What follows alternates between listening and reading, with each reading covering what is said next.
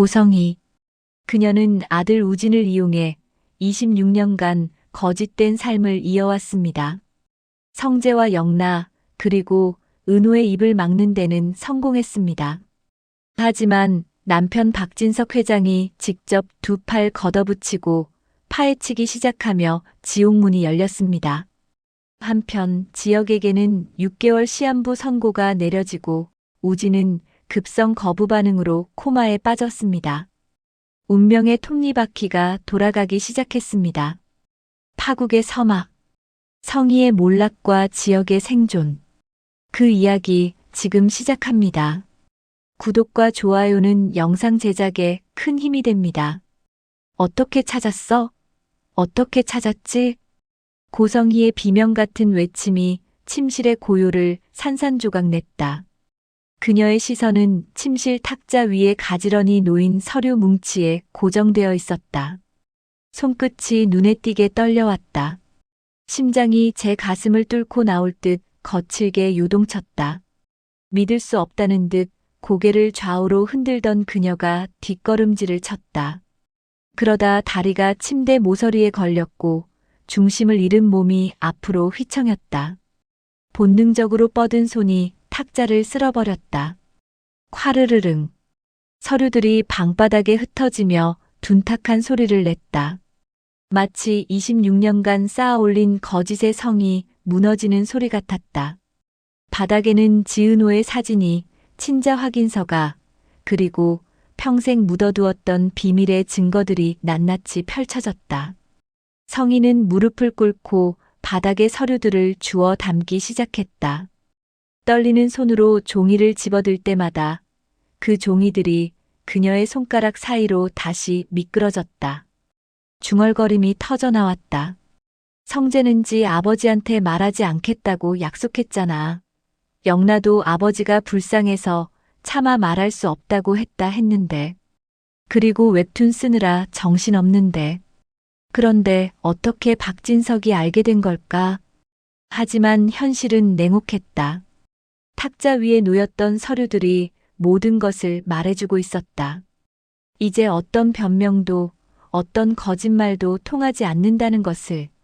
그 순간 며칠 전의 기억이 번개처럼 뇌리를 스쳤다.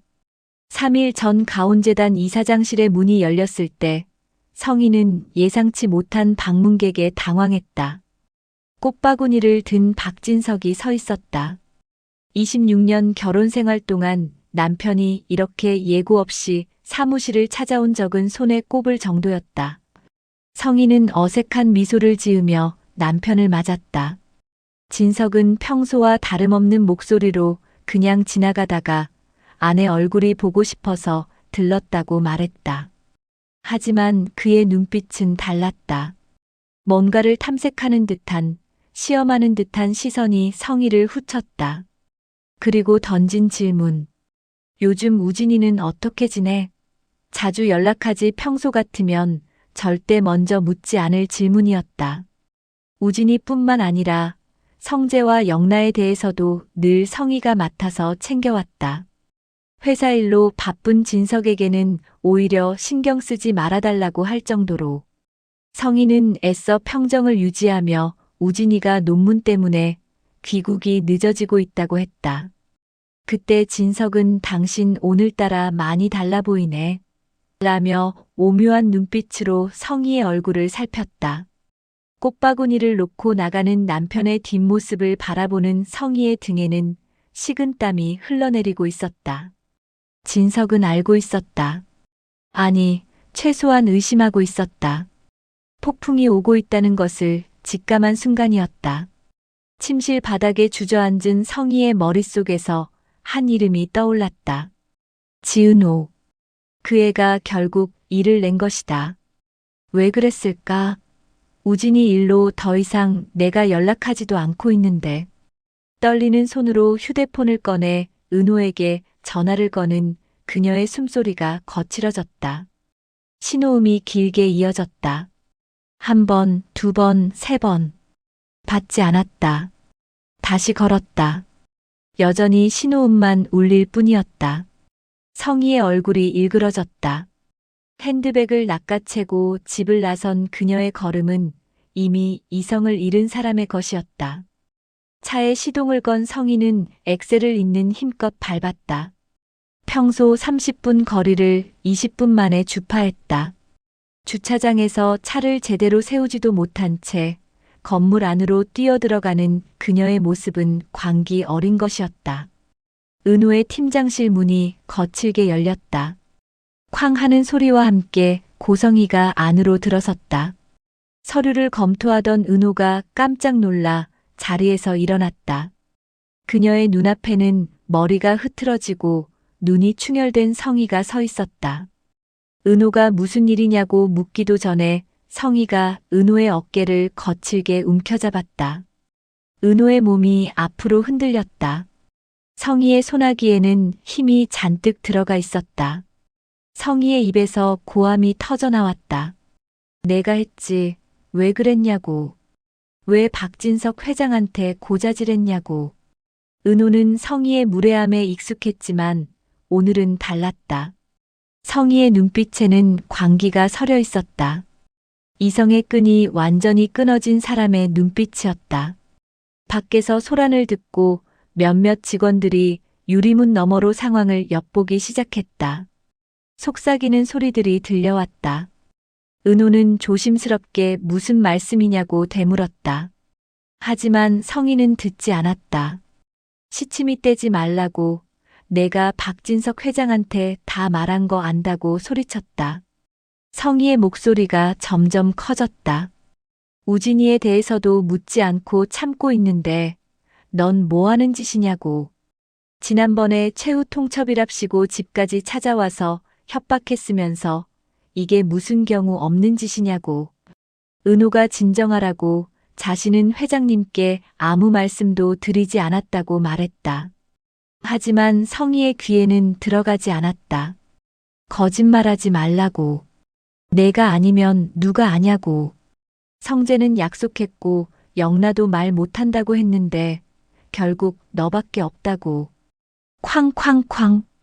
성희가 은호의 어깨를 계속해서 흔들어댔다.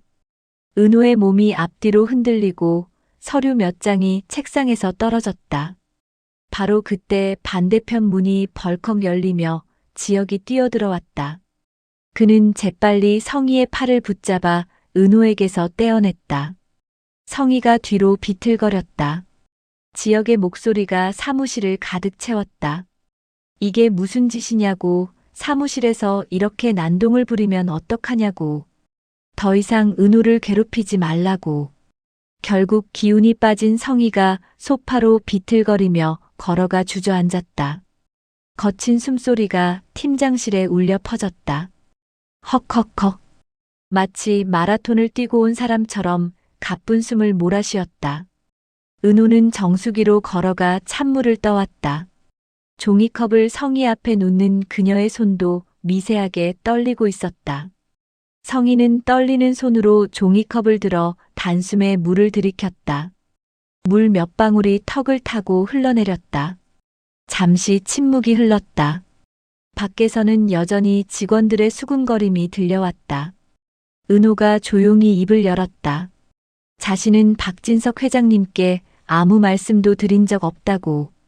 이 일에 자신을 더 이상 연루시키지 말아달라고. 성희가 그럼 누가 말했냐고 물었다. 목소리에 기운이 빠져 있었다. 은호는 그건 자신이 알 바 아니라고 하지만 자신이 아닌 건 확실하다고 대답했다. 성희는 은호를 노려봤다. 하지만 거짓말을 하는 것 같지는 않았다. 은호의 눈빛은 맑았다. 잠시 후 성희의 입에서 다른 질문이 나왔다. 우진이는 어떻게 지내냐고. 목소리가 갈라졌다. 은호는 잠시 망설이는 듯 했다. 그러다 대답했다. 아직 완쾌되지는 않았다고. 기운이 없고 많이 힘들어한다고. 성희가 그래 라고 짧게 말했다. 은호는 우진이가 마음의 준비가 되면 어머니께 직접 연락하기로 했다고 그때까지 기다려달라고 덧붙였다. 다시 침묵이 흘렀다. 시계 초침 소리가 유난히 크게 들렸다. 성희는 종이컵을 바닥에 내려놓고 천천히 고개를 들었다. 그녀의 눈가에는 눈물이 맺혀 있었다. 성희의 목소리가 떨리며 시작됐다. 넌 나를 괴물같이 보지? 은호는 대답하지 않았다. 단지 성희를 바라볼 뿐이었다. 성희가 계속 말을 이어갔다. 하지만 네가 내 삶을 살아본다면 그렇게 쉽게 말하지 못할 거야. 그녀는 멍한 눈으로 창밖을 바라보며 말을 이었다. 자신은 고등학교도 제대로 못 다녔다고, 아픈 엄마를 간병하면서 알바로 생활비를 벌었다고, 대학은 꿈도 못 꿨다고, 목소리에 과거의 고통이 묻어났다.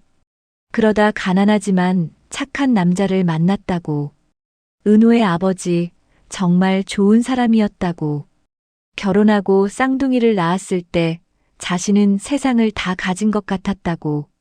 성희의 목소리에 그리움이 스며들었다. 하지만 행복은 정말 짧았다고. 갑작스러운 교통사고로 은호의 아버지는 떠났고 자신은 20살에 두 아이를 안고 길바닥에 나앉았다고. 고작 20살이었다고. 목소리가 높아졌다. 지역이 성희를 주시했다. 그날 네가 바나나 먹고 싶다고 아빠를 조르지 않았더라면 그렇게 허망하게 세상을 등지지는 않았을 거라고. 은호의 눈이 흔들렸다. 그 말의 의미가 천천히 가슴에 박혔다.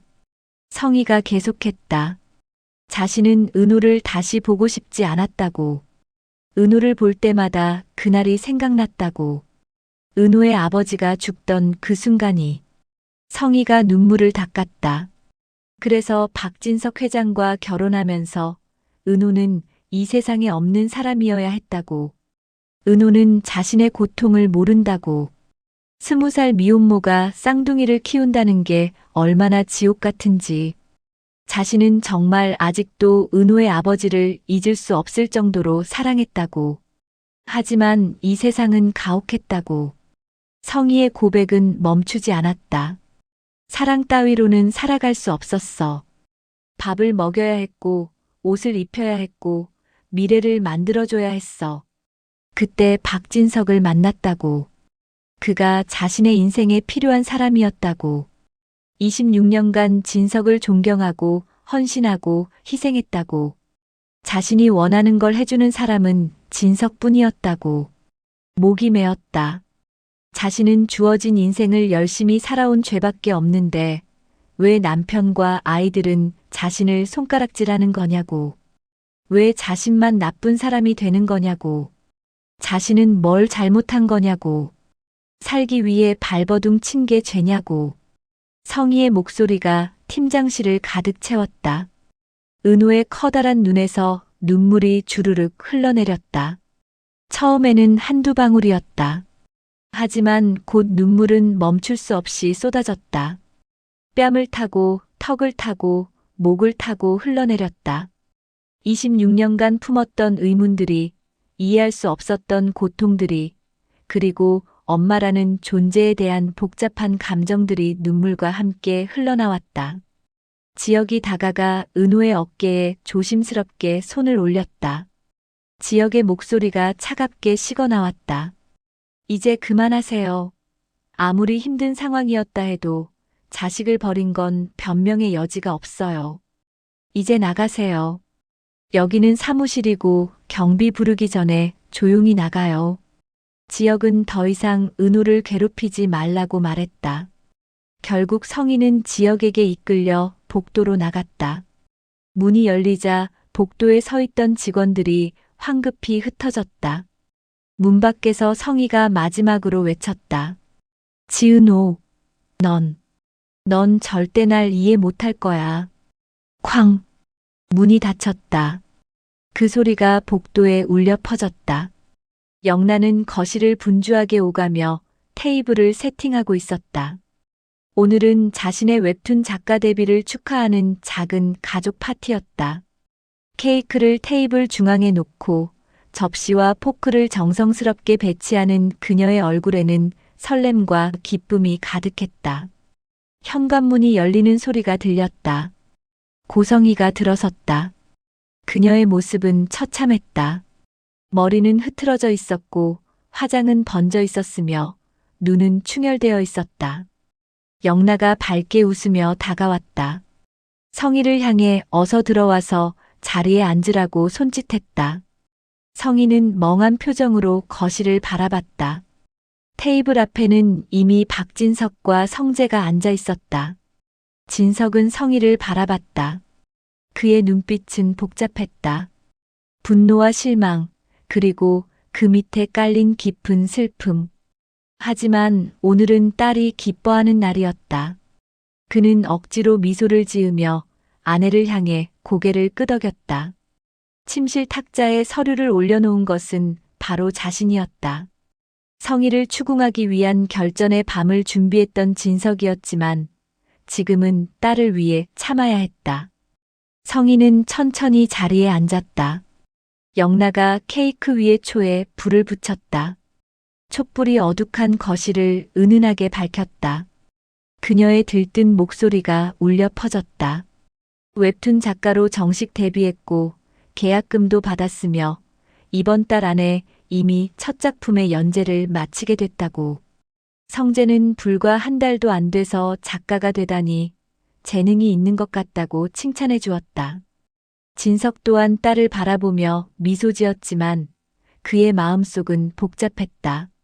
케이크를 나눠 먹으며 대화가 오가는 동안 진석의 머릿속에서는 며칠 전의 기억이 재생되고 있었다.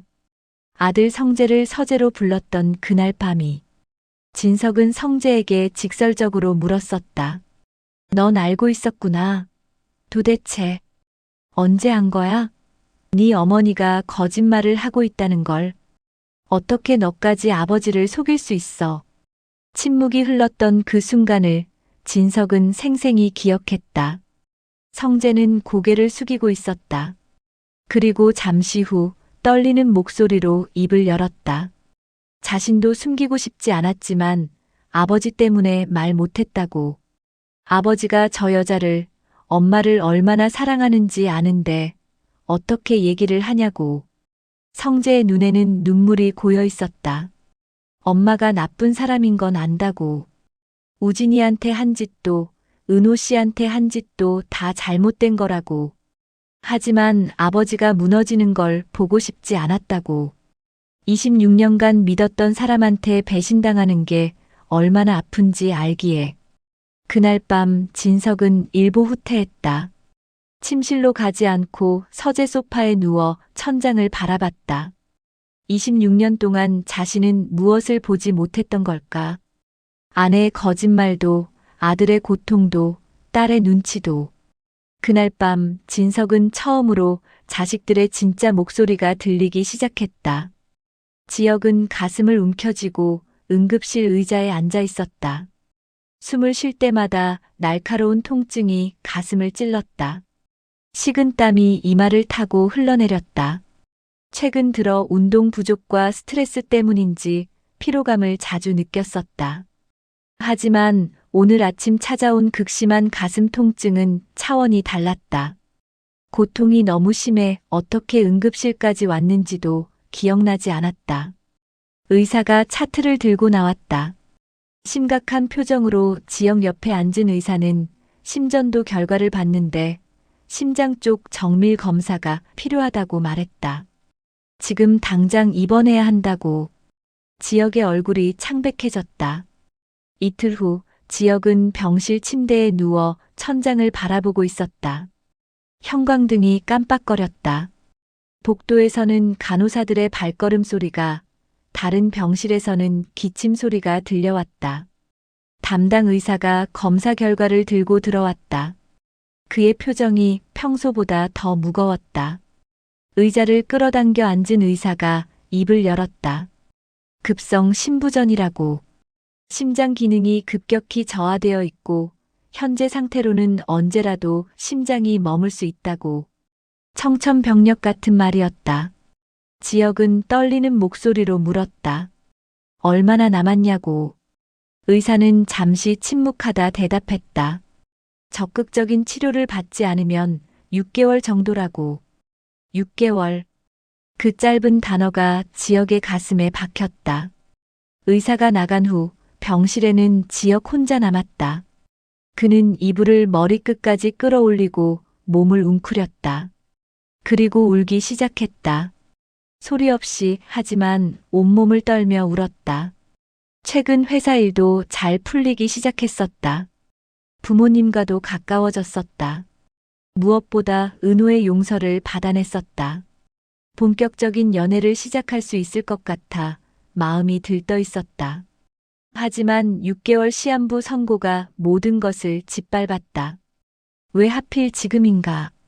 왜 행복해지려는 순간에 신을 원망하는 마음이 치솟았다. 밤새 울었다. 눈이 퉁퉁 붓도록 울었다. 베개는 눈물로 젖었고 목소리는 쉬었다. 부모님과 회사에는 2박 3일 도쿄 출장이라고만 말했다. 아무도 걱정시키고 싶지 않았다. 2박 3일 동안 지역은 철저히 혼자 그 슬픔을 감당했다. 병실 문이 조심스럽게 열렸다. 철민이 들어섰다. 지역은 깜짝 놀라 침대에서 일어나 앉았다. 철민은 웃으며 과일 바구니를 테이블에 놓았다. 자신이 말했듯이 우리 집안이 신기가 있어서 사람을 잘 읽는다고. 도쿄 출장 간다며 근데 왜 병원 냄새가 나는지 궁금했다고. 철민이 지역 옆에 앉았다. 지역은 고개를 숙였다. 퉁퉁 분 눈을 감추고 싶었지만 이미 늦었다. 철민이 지역의 얼굴을 자세히 들여다보며 밤새 울었다는 것을 알아챘다. 철민의 목소리는 일부러 가벼웠다. 뭐 별일 아닐 거라고, 형은 강한 사람이니까. 지역의 힘을 돋우려는 노력이 역력했다. 지역이 떨리는 목소리로 말했다. 언제라도 심장이 멈출 수 있대. 6개월 남았다고. 철민의 웃음이 멈췄다. 침묵이 흘렀다. 이미 사무실에서는 지역 대표와 은호 팀장의 관계를 눈치채고 있었기에 철민은 지금 필요한 사람은 은호 팀장이라고 직감했다. 1시간 후 병실 문이 급하게 열렸다. 은호가 숨을 헐떡이며 들어섰다. 머리는 흐트러져 있었고 가방은 한쪽 어깨에만 걸쳐져 있었다.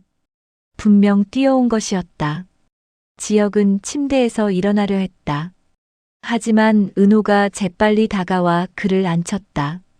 그녀의 손이 지역의 어깨를 눌렀다. 은호의 눈에는 눈물이 가득 차 있었다. 하지만 그녀는 억지로 웃으며 말했다. 자신이 지역 선배를 살려낼 테니 걱정하지 말라고. 목소리는 떨렸지만 눈빛은 단호했다. 지역은 사실 입원 전에 은호와 정을 떼어야 한다고 다짐했었다. 그래서 마지막 만남에서 일부러 아주 쌀쌀맞게 굴었었다. 은호가 상처받는 것을 보며 마음이 찢어지는 것 같았지만 그래야 한다고 생각했다. 하지만 막상 병원에서 은호를 마주하자 모든 다짐이 무너졌다. 행복한 마음에 눈시울이 붉어졌다. 지역의 입에서 나온 말은 단 한마디였다. 역시 우리 은호는 씩씩해. 은호가 지역의 손을 꼭 잡았다. 그녀의 손은 따뜻했다. 지역은 그 온기가 자신의 식어가는 심장까지 닿는 것 같았다. 창밖으로는 석양이 지고 있었다. 병실에 노을빛이 스며들었다. 은호와 지역, 그리고 철민. 세 사람은 말없이 서로를 바라봤다.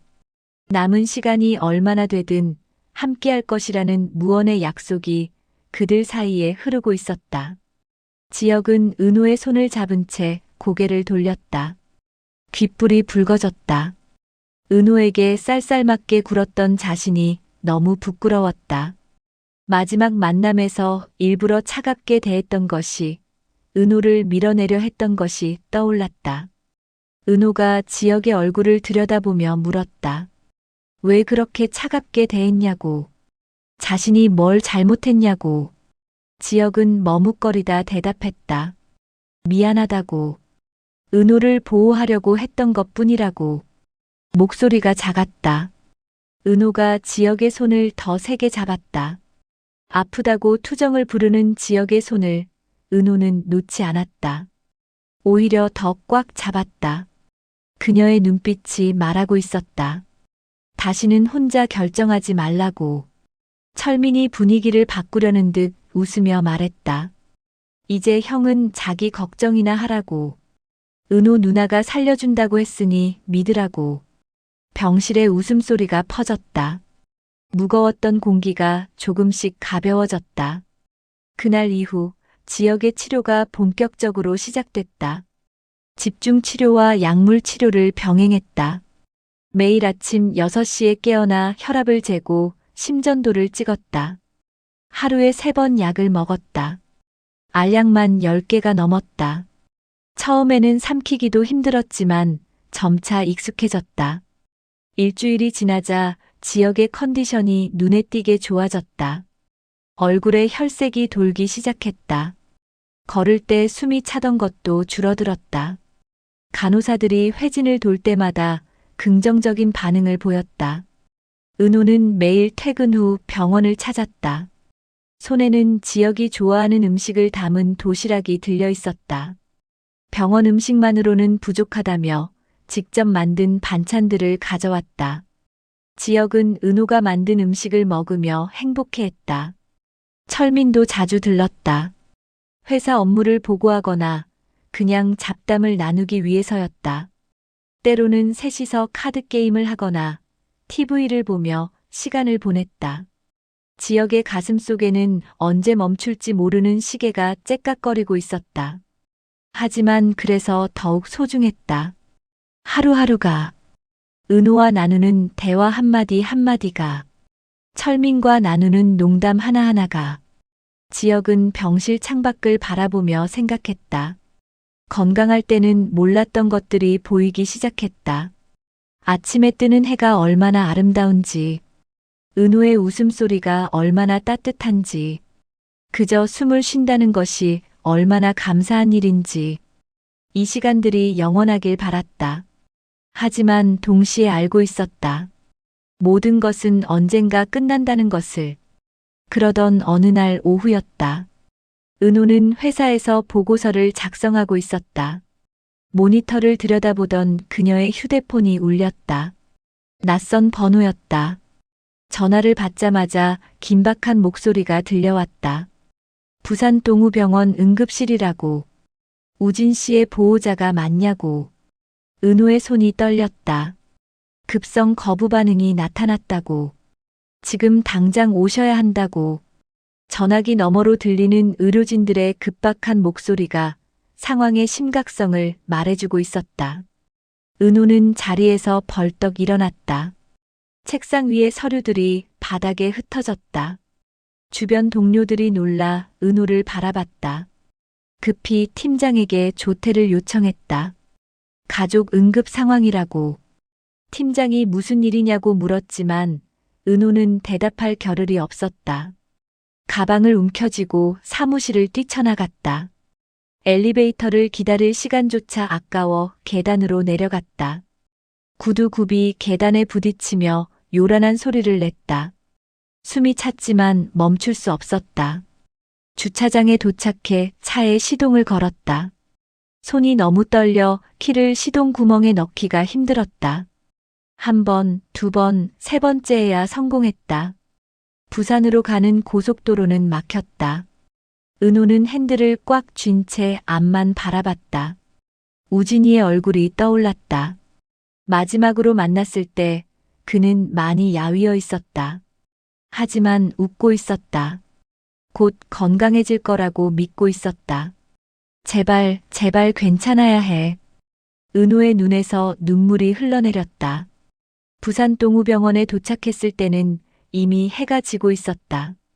은호는 응급실로 뛰어들어갔다. 간호사에게 우진의 이름을 말하자 간호사가 심각한 표정으로 고개를 저었다. 우진은 이미 서울 청라병원으로 이송됐다고. 간이식 수술을 받았던 병원이라 그쪽에서 더 정확한 치료를 받을 수 있다고 판단했다고. 청라병원에 도착한 은호는 중환자실로 향했다. 복도에는 이미 성희가 서 있었다. 성희의 얼굴은 창백했다. 눈 밑에는 다크서클이 짙게 드리워져 있었다. 두 사람의 눈이 마주쳤다. 성희가 먼저 입을 열었다. 우진이가 코마에 빠졌다고. 서울로 올라온 지 24시간도 채 지나지 않아서 은호의 다리에 힘이 풀렸다. 벽에 기대지 않았다면 주저앉았을 것이다. 성희가 계속 말했다. 간 이식 후 상당히 오랫동안 면역 억제제를 사용해 왔지만 결국 우진의 허약한 몸은 버티지 못했다고. 의사들도 예상하지 못했던 급성 거부 반응이라고. 은호는 중환자실 유리창 너머로 우진을 바라봤다. 수많은 선들이 우진의 몸에 연결되어 있었다. 심전도 모니터가 규칙적인 신호음을 내고 있었다. 하지만 우진은 움직이지 않았다. 마치 잠들어 있는 것처럼. 얼마나 시간이 흘렀을까. 담당 의사가 나왔다. 그는 은호와 성희를 상담실로 안내했다. 상담실은 조용했다. 너무 조용해서 숨소리조차 크게 들렸다. 의사가 차트를 펼치며 설명하기 시작했다. 우진의 상태는 매우 위중하다고. 뇌사 판정까지는 아니지만 자발적으로 깨어날 가능성은 극히 낮다고. 현재로서는 생명 유지 장치에 의존하고 있는 상태라고. 그리고 의사가 조심스럽게 꺼낸 서류가 있었다. 장기 이식 동의서였다. 우진이 이미 작성해둔 것이라고. 자신에게 무슨 일이 생기면 장기를 기증하겠다고 의사를 밝혔다고. 보호자의 동의만 있으면 진행할 수 있다고. 성희의 손이 떨렸다. 서류를 잡은 그녀의 손가락이 하얗게 질려 있었다. 은호가 성희를 바라봤다. 성희도 은호를 바라봤다. 두 사람의 눈에는 똑같은 고통이 담겨 있었다. 의사가 덧붙였다. 현재 이식 대기 중인 환자가 있다고. 심장 이식을 기다리는 환자라고. 시간이 많지 않다고.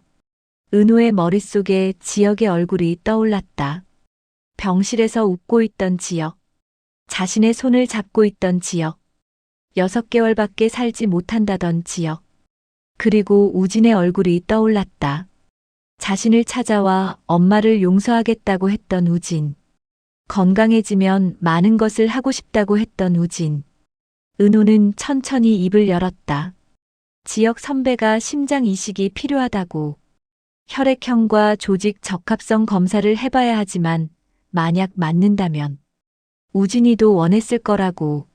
성희가 은호를 바라봤다. 오랜 침묵 끝에 그녀가 고개를 끄덕였다. 의사는 즉시 지역의 담당 의사에게 연락을 취했다.